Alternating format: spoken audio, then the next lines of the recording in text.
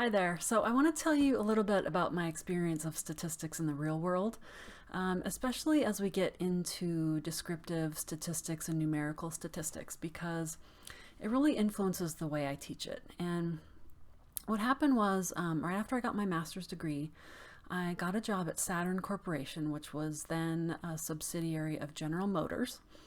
And I got this job taking over from someone who had the job before me. And they had these files of graphs and charts and analyses and all these things that they had done, but nothing was labeled. They didn't have the dates on there of when the data was taken. They didn't have things labeled. So it pretty much was all useless to me. So that's one of the main reasons why I think communication is the most important part of statistics. So I really emphasize labeling graphs, putting units on all of our statistics.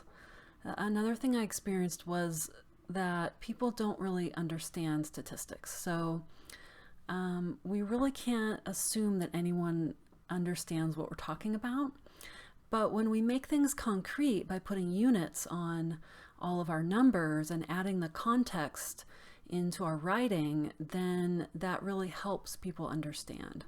So the mean is 4.2. Well, I don't know what that means. Is that ounces or feet? Or that helps us to bring the context in, and it helps people understand what we're doing. So I know that you understand what we're doing and I understand what we're doing, but helping other people understand what we're doing is the most important thing. So that's why in the course I really emphasize putting units on all statistics, means, standard deviations, IQRs. Everything is going to have units. Well, except there's one at the very end of the course that doesn't, so I'll tell you that when we get there. But for now, every statistic has units, and all of our graphs we should label and put the context on there.